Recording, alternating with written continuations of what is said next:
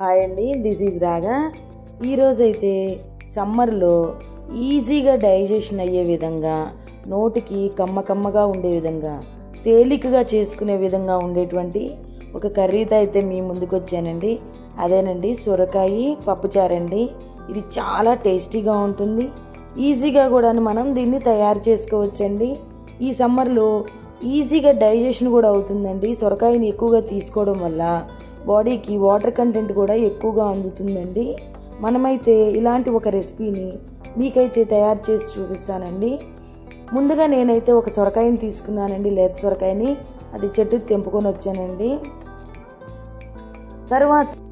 తరువాత చింతపండుని అయితే తీసుకున్నామండి. నేనైతే ఒక చిన్న నిమ్మకాయ సైజ్ అంత చింతపండుని అయితే తీసుకున్నానండి. ఇప్పుడు దాన్ని అయితే శుభ్రంగా కడిగేసేసుకొని మనము నానబెట్టేసుకొని ఉంచుకుందామండి. తర్వాత నేను పెద్ద సొరకాయ కాబట్టి దానిలో పావు వంతు అయితే తీసుకున్నానండి.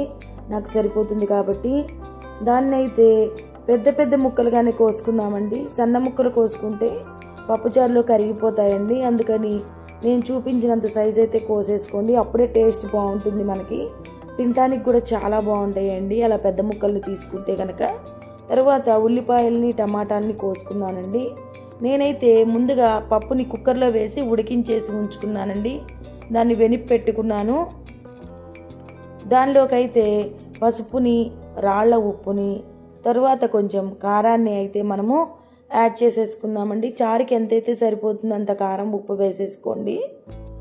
తర్వాత మనం ముందుగా కోసి ఉంచుకున్నటువంటి సొరకాయ ముక్కలు, ఉల్లిపాయలు, కరివేపాకు, టమాటా ముక్కల్ని కూడా మనము యాడ్ చేసుకుందామండి. నేనైతే కుక్కర్లో చేస్తున్నానండి. కుక్కర్లో చేస్తే టైం సేవ్ అవుతుందండి, తొందరగా కూడా అయిపోతుంది, మనకి టేస్ట్ కూడా చాలా బాగుంటుందండి. తర్వాత చింతపండు గుజ్జును కూడా మనము యాడ్ చేసేసుకుందామండి. ఇప్పుడు మనకి చారుకి ఎన్ని నీళ్ళు అయితే అవసరమో అంత వాటర్ని అయితే మనము యాడ్ చేసుకుందామండి. తర్వాత మనం మూత పెట్టేసేసుకొని చక్కగా 2 విజిల్స్ వస్తే సరిపోతాయండి. అన్నీ మనం తీసుకున్న కూరగాయ ముక్కలన్నీ కూడా ఉడికిపోతాయి. చూసారా, చక్కగా ఉడికిపోయిందండి సొరకాయ. కానీ మూత తీయంగానే తాలింపు వేసుకోకూడదండి ఎప్పుడైనా సరే కుక్కర్లో చేసిన వంటలకి. మూత తీసిన తర్వాత మనము పచ్చిదనం పోయే విధంగా ఒక 5-10 నిమిషాలు మళ్ళీ ఉడికించుకోవాలండి. అప్పుడే టేస్ట్ బాగుంటాయి, లేకపోతే బాగోదండి. మూత తీసి పొయ్యి వెలిగించేసేసుకొని మళ్ళీ చారుని మనం ఒక 5 నిమిషాలు కాగబెట్టుకుందామండి. ఆ టైంలోనే కొంచెం బెల్లంని యాడ్ చేసుకోండి, అప్పుడు కమ్మదనం వస్తుందండి. తర్వాత కొంచెం కొత్తిమీరని కూడా నేను యాడ్ చేసుకున్నాను.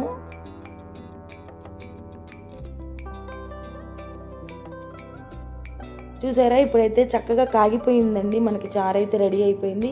దీన్నైతే మనము తాలింపు పెట్టేసుకుందామండి. చక్కగా